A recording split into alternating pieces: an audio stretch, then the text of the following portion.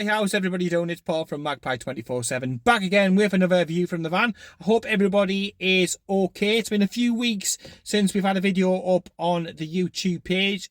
Family holidays away. Myself, Kyle's been away as well. I've been to Bulgaria. Kyle's been over to Disney, checking out France and Paris and all that sort of thing. So it's been a few weeks. However, now with the season fast approaching, we've got the Rangers game coming up soon. The Gateshead game before that as well. Regular content back on Magpie 24/7's YouTube page. And whilst we were away, I received this through the post. That is last season's Newcastle United home shirt. For those of you who are keen of eye, nothing can get past you. Yes, last season's home shirt was sent out as a prize to give away to one person following Magpie 24/7's YouTube channel, courtesy of lusoccer.com. The link is down below in the description. I'll also put it on screen somewhere as well. So lusoccer.com, they've sent it through, and yeah, just to give away as a prize. It's an XL shirt. To me, it's more like a large fitting, but we're going to give it away to one person who subscribes to the Magpie 24/7 YouTube channel, takes a screenshot of that, and then puts that screenshot underneath the Twitter video for this one. So underneath in the comment section, underneath this video, put that screenshot of your subscription to Magpie 24/7 under there, and we'll enter you into the prize draw. So however many entries that we get, we'll pull somebody random. This Sunday we'll close it up at 5 o'clock, shall we say, and then we'll let the winner know on that evening who has been chosen totally randomly, and we'll get that up across the rest of the Magpie 24/7 socials. Can't say fairer than that. And what I will say, like I said, very, very kind, lusoccer.com, to send the shirt through. They do have many shirts, current shirts, classic shirts. So if you prefer, I generally like the older shirts. So again, if you like that sort of thing, then get onto lusoccer.com, and they've got a lot of the older Newcastle United stuff up on there. Again, good prices, good service. This came whilst I was away in no time at all, well packaged. And again, there's many other types. I know there'll be a lot of people searching for maybe some classic Italy shirts, Brazil shirts with obviously Joe Linton, Bruno, Italy shirts for Tonali, and so on. They are all on there. So that's lusoccer.com. Yeah, so today's video all about Sandro Tonali, the Italian Revolution, the Italian Stallion, arriving on Tyneside finally to pose the photos, to wear the shirt, and to be shown around the facilities at the training ground and at St James's Park after his huge, mammoth, £55 million-ish move from Milan to Tyneside. What a deal, what a statement of intent. Every single window there is a statement of intent. There is another absolute superstar, world-class player coming through the doors at St James's Park. The process of evolution over revolution is well and truly on Sandro Tonali, and this has created a few ripples in the world, in the footballing world. A lot of people cannot believe it, but the project sells itself. And a Milan fan, somebody who bleeds Milan, AC Milan, leaving his hometown, his boyhood club, to come over to the Premier League to try himself in the best league in the world. Absolutely, fantastic. He maybe needs a few lessons on smiling, but I think that's been slightly blown out of proportion. I don't think he's the sort of person, he's not a Miggy, is he, who goes round and he's got a constant smile on his face. He's a lot more cool, calm and collected. But hey, I'm certainly smiling the fact that we have managed to sign this lad. And I still think, when you're looking around, yes, 55 million is a lot of fucking money, isn't it? It's a lot of money. And I think back to the Shiva days, and I used to think, wow, £15 million. But, £55 million. But in today's market, when your Declan Rices are going for north of 120 million, when your Mason Mounts are going for, more than what we've signed Tonali, it's an absolute bargain. It's a steal for me, and it's another stellar piece of business. It ticks all of the boxes with regards to his approach, his mentality, the sort of player that he is, the age. Another young, hungry player who's bound to develop and bound to get better in the same sort of cut that your Sven Botmans and your Bruno Gomes of the world. That it feels very, very much like that, and more news actually about Sven Botman later on in the video. But yeah, Tonali, he was seen at the training ground yesterday. Today he's been at St James's Park. He was driven straight in to the ground, and obviously there to meet all the photography people, maximum media,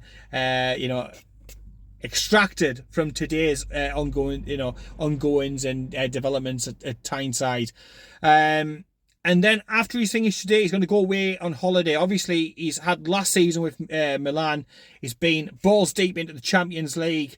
And then he's gone straight into the European Championships. He's played for Italy. He's not really had a break. So after today's media commitments, he'll then go away, have a little bit of a break. The same that Anthony Gordon will, again, we'll get to in a little bit. They'll have a little bit of a break, and then they'll join in with the rest of the team on or just before the tour of the US, because obviously it's a perfect time. You're talking about team building, team spirit, the ability to take them away from families, wives, girlfriends and stuff, and to be able to work on things on the training pitch. That tour is absolutely a huge part and an important part of this season's pre-season regime. So absolutely delighted. I think a lot of people who maybe were expecting to see him at Gateshead might be a little bit disappointed. We've got tickets for that game. I just can't see it. He's going to be given that time off to get some downtime in, with his partner. We saw himself and his partner at the ground today, pitch side, posing for photos and stuff like that. But yeah, it's important to get it right. You don't want to, overload players, and players are playing in international tournaments, no time off, then straight into pre-season and then straight into Premier League and European campaign and stuff like that. They need some time off. So again, another smart move by Eddie Howe to give them just that little bit of time off, send them away on holiday and get them back refreshed and recharged. And he'll have already acclimatized a little bit to the club, to the training ground, and he'll have no doubt getting things sorted like houses and stuff like that. So it just takes a little bit of that pressure of moving off, smooths things over for a more smoother transition into his new surroundings, St James's Park. I cannot fucking wait. I mean, I can't wait for this season anyway. European football, the Champions League. But when you're signing £55 million superstars, when you're upsetting the Milan lot, we're bound to get them in the Champions League, aren't we? It's either going to be them or Inter. It's just absolutely and utterly amazing. Delighted to have got him, and I still think there's money in the budget to be able to do more. I think we will do more. I don't imagine for a second that we would have put all of our eggs into one basket, because there will be players who are leaving.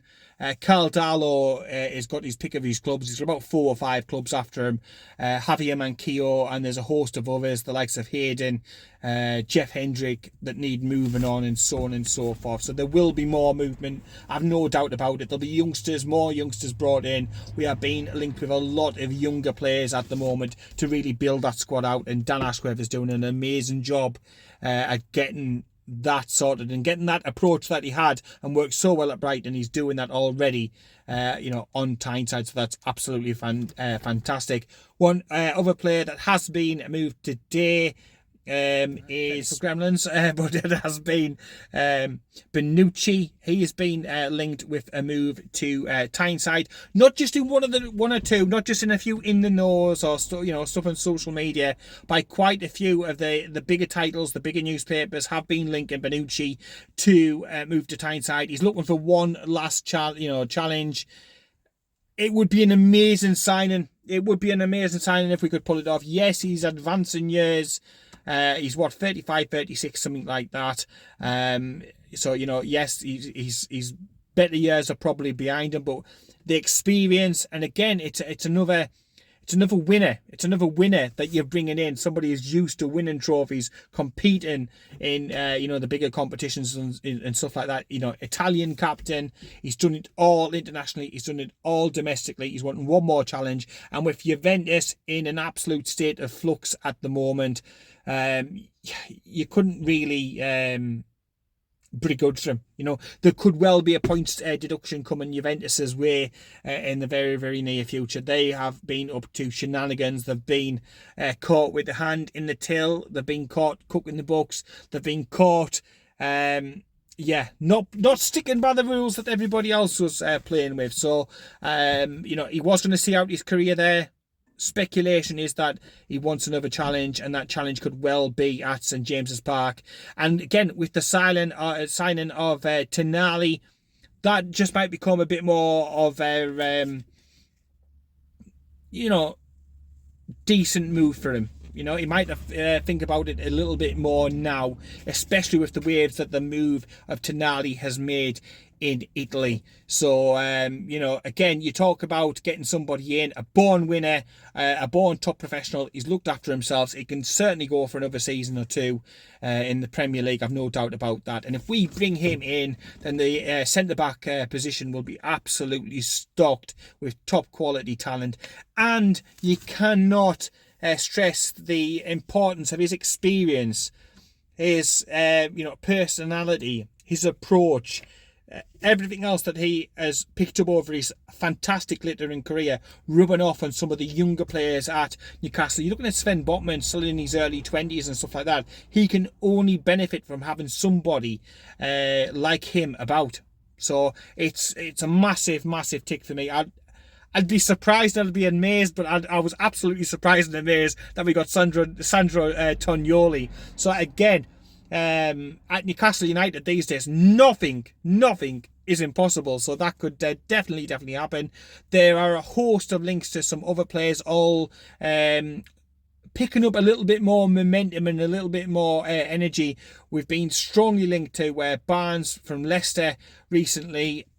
Will we do that one? Have we got the funds? You know, they're talking between a 40 and 50 million pound package to be able to tempt Leicester. I don't know. Will more negotiation take place? Probably. But it's just fantastic to be getting to link to this caliber of player. He's in the Championship, but he's a Champions League quality player, no doubt about it. So if he is to come, that would be absolutely fantastic. But again, I just think with a Barnes thing, it would be a big deal to be able to pull off, and there is lots and lots of competition around. Talking about competition and players and that we've wanted for a while, the Diaby things, they've resurfaced recently. I've noticed a lot of chatter and natter about Diaby coming in, and again, you're looking around about similar money. So could it be an either or situation, or is one a smoke screen, so that people get confused about who we're after, what we're after? I don't know, but either one of those players, just to be linked to this quality, this caliber of players, is absolutely fucking fantastic.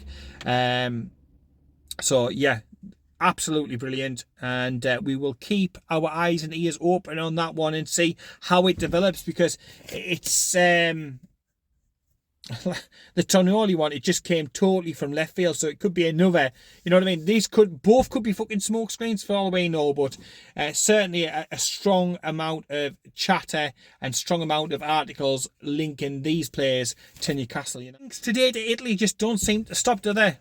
We have Chiesa as well, and he's another name that's been linked to the ongoing issues in Italy. So again, another name, and you could see that one happening, because I know we've got Isak up top, I know we've got Wilson up top, but I do think that we are going to need further attacking reinforcements. That's why, the links, like I touched upon before, for Diaby and Barnes, it would be fantastic if we were signing those players, and we may well do.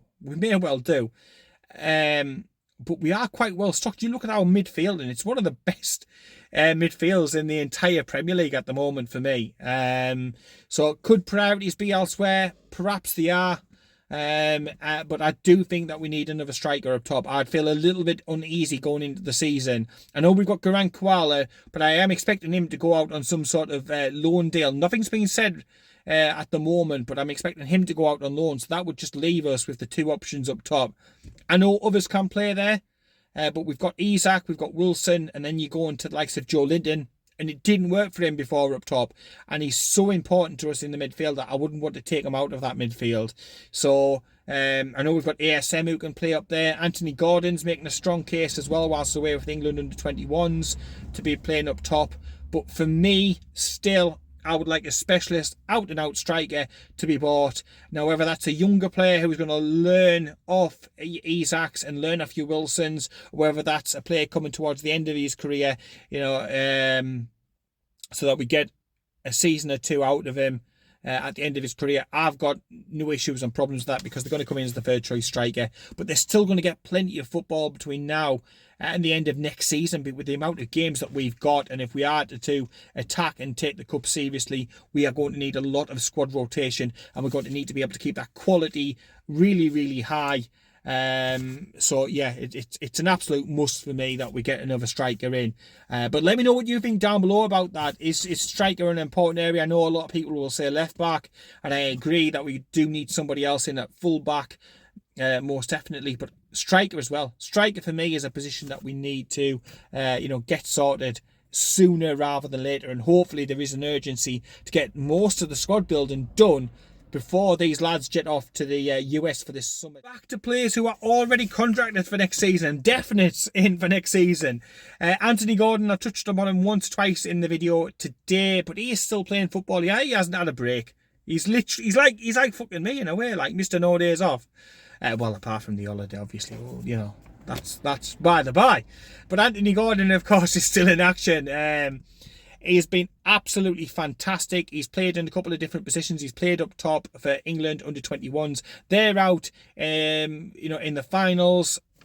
I think England were expected to do really well in the tournament, but after beating Israel in the semi-finals, they're now through to the finals of the Euro under 21 competition.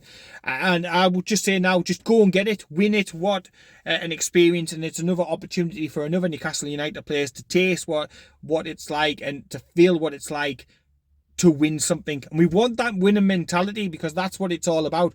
That is what the new owners are stressing. It's it's all about being number one. Everybody's seen the chairman's video that he did. We're there to be the best. We're there to win things. We're there to be the best team in the league, to do well in the cups, to win the cups. These are people with very, very, very high expectations. So Anthony Gordon tasting silverware helps, progress him, develops him on, gets his confidence high, ready for the new season. Again, massive, massive, massive ticks. So fingers crossed for Anthony Gordon in the final this weekend. I think it's on Sunday, the final. It's on UEFA TV. We'll be watching that one with great, great interest. And of course, cheering on Anthony Gordon. And another Newcastle United player. A little bit of news today coming out about Sven Botman. Now, Manchester City are close to, I think, doing a £90 million deal for a defender. They might have done it by the time this video comes out.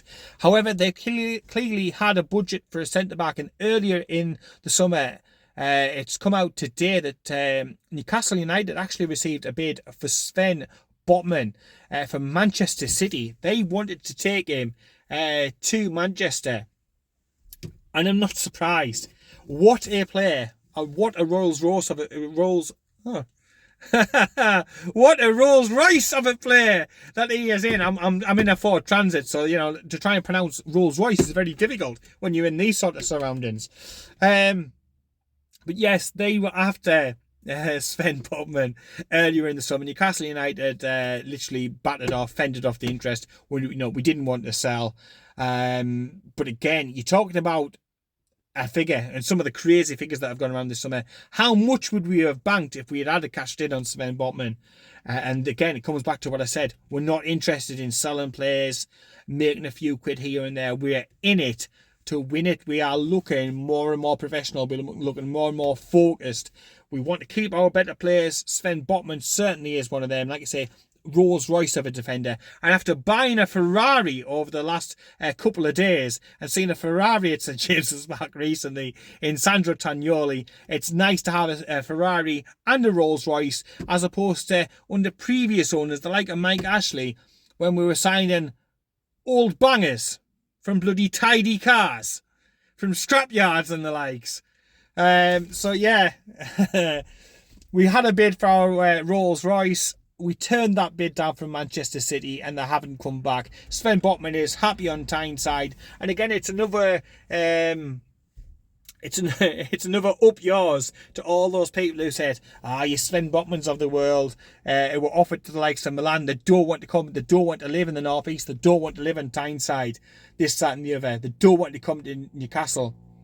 It just proves absolutely and utterly bullshit that, that's the case. Because, these players, if they weren't happy, if they weren't settled in the area, then they'd be pushing for these moves. But the fact of the matter is that they are happy on Tyneside. The fact of the matter is they are happy with the project. They are happy with the contracts they're getting, with the promises that have been made to them. And Sven Botman is staying in the North East despite the best interests of Manchester City. I don't blame Manchester City. If I was another club out there looking for a defender, I'd come a calling for Sven Botman as well. But, it's like, thanks, but no thanks. Over the moon with Sven Botman. What an absolute great first season. And, a player who's in his early 20s, who plays like he's had 10, 15 years worth of experience at the top level. He's got that coolness, that calmness about him. And he's an absolute joy, a joy to watch. And we are so lucky to have him, on Tyneside at St James's Park. He's a credit to the club. He's just got into the, the Holland team as well. And I expect now the fact that he's got his way into the Holland team, that he's going to keep his place in the Holland, in the Dutch setup. No doubt about it for me. And finally, I'll end today's video.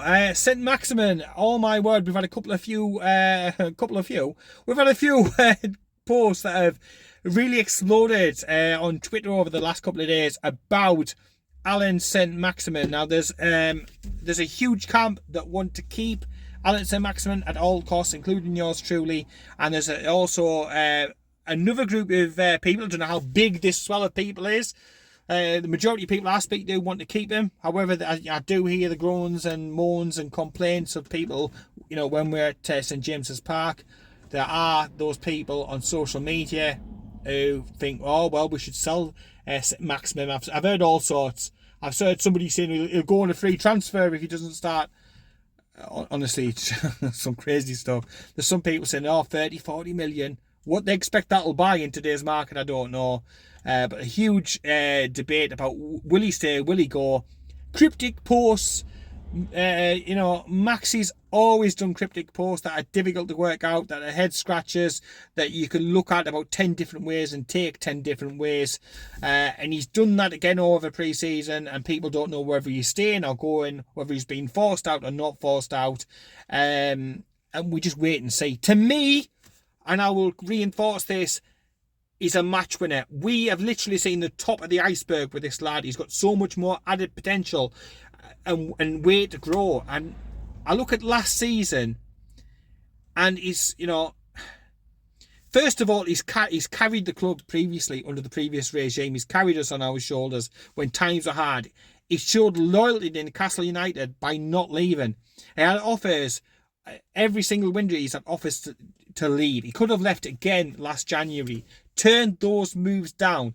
Eddie Howe's come out and said that he doesn't want to lose Allan Saint-Maximin. And I just think, you show loyalty, you show that love to the club. He helped drag the club over the safety line under the previous owners. And personally, for me, I feel like we owe him a debt of gratitude. We owe him loyalty. We owe it up to him to decide whatever he wants to do, whatever makes him happy, would make myself happy. No doubt about it. I think we've seen 10, 15, 20% of his talent. I think the rest of the iceberg below the water is absolutely massive. You look at what he's been trying to do. Yes, he's missed more games than I would like and what he would like. He knows that. But he's tried to change his game. The Maxi who first come never tracked back. The Maxi who first come didn't get his head up and look for the more simpler passes. Looks to get the ball off and then get forward. He's trying to change and trying to fit into the Eddie Howe system and the Eddie Howe machine. I think he's shown real determination to be able to do that. I think physically, I think he's transformed. I mean, he's more well built. The strength, the work, everything that you need to be in a Eddie Howe Newcastle United team, he is trying to do in bucket loads. And I think with games coming up in Europe and in the Cups and in the league, we are going to need a good squad. And I've argued this on Twitter a little bit. There are other players who need a move. Think of your Jamal Lewis's. Think of your Carl Darlow's, your Jeff Hendricks, the likes of your Isaac Haydens of the world. They need a move for the sake of their career. Should we not be spending and concentrating on getting those out of the door? And imagine all the wages that they are on each. Add them all together and think about the money that you're saving and the players that need to be playing first team football elsewhere. And I would concentrate on getting them out of the door first before you get rid of a match winner like Maxi. And that is what he is. He can produce moments of magic. He can do things on the football pitch that nobody else can do. And Eddie Howe said that on multiple occasions. At the same time, when he said he's not for sale and he wants to work with, with Allan Saint-Maximin going forward. So I just think all of these things in conjunction, the fact that we've already got plenty of others to get rid of before Saint-Maximin, the fact that we've talked about, evolution as opposed to revolution. Should we not be keeping the match winners on Tyneside and building the squad up? So we've got that squad that the chairman said in his video that we needed. 25 men who are first team quality, first team ready, and great players ready to go. Should we not be keeping those sorts of players and moving other players on who needs a move or who aren't Premier League quality, as good of a professional as they may be, as much as great blokes as they may be, great characters? It's about, to me, it's about priorities, and it's about keeping match winners on Tyneside. And how many match winners can you go out there and get these days? If you were to buy a new version of Allan Saint-Maximin out and about on the market now, what would they go for? I would suggest more than the 30 or 40 million that the majority of people were seemingly happy, on the sell side to sell for. People are saying, well, if he doesn't perform this season, he might be worth nothing to 15 million. The lad who's just left Coventry, the striker that they've just sold, he went for what, 18-19 million pound, and he's improving at the top level. He's only sort of done it at Coventry in the Championship, the same league where Dwight Gale was absolutely shit hot. With the greatest of respect to Dwight Gale, great player for Newcastle United.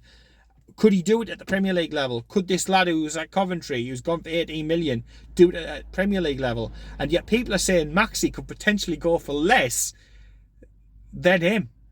I would say if you're going to risk losing him for, 10, 15 million pound or less, I'd rather keep him on Tyneside and take the chance of extracting the rest of that potential out of him. Because if we can get so much more of that potential out of Maxi, the sky's the limit.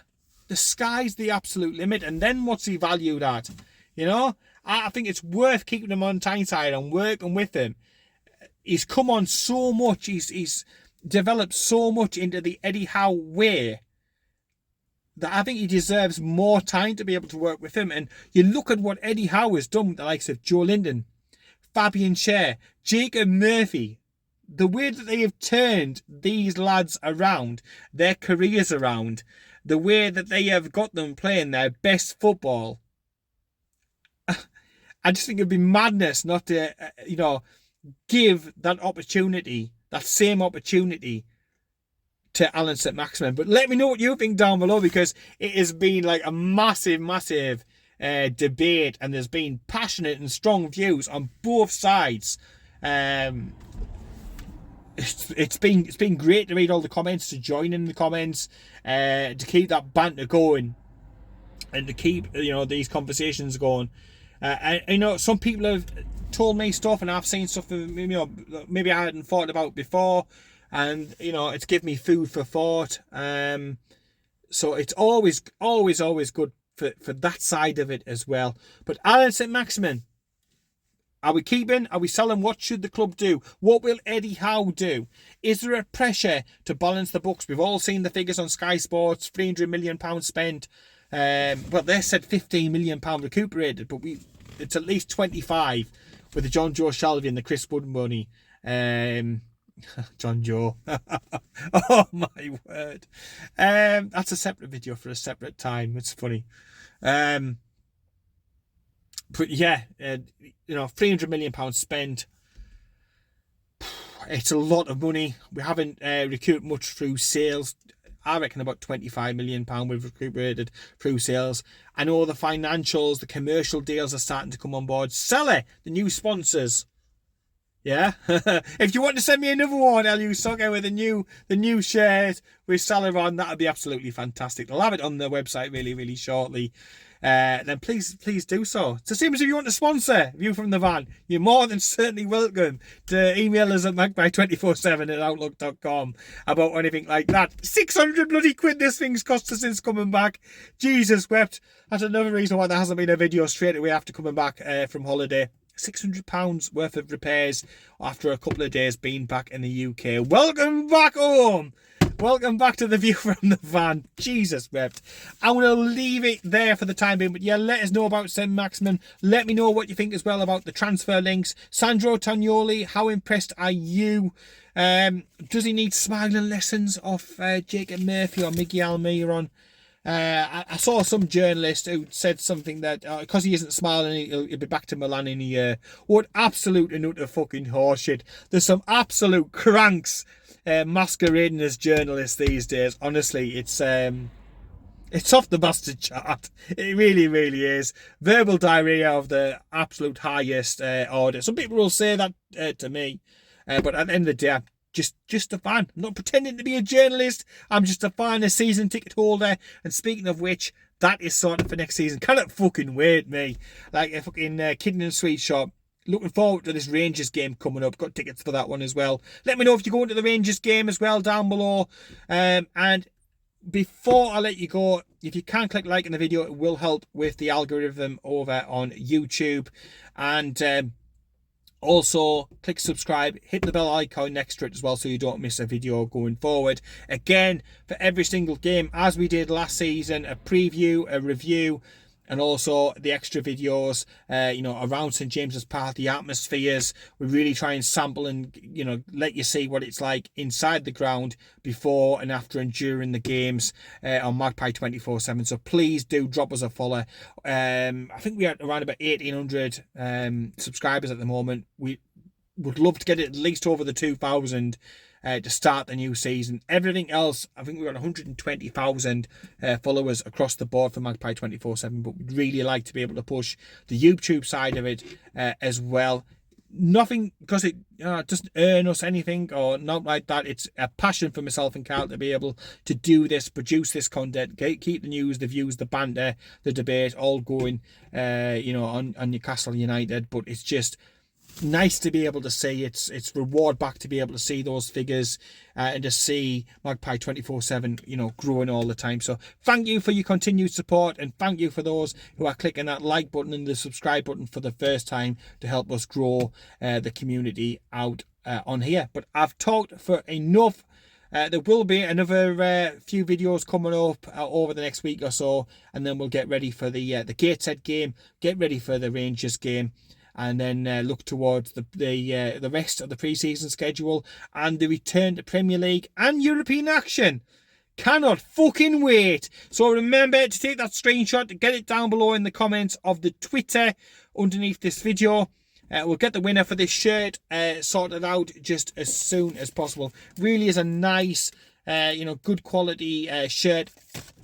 Do that. Get it down below and we'll get it posted off to you just as soon as possible. And in the meantime, take care, keep it tuned, Tonali, and I'll speak to you later.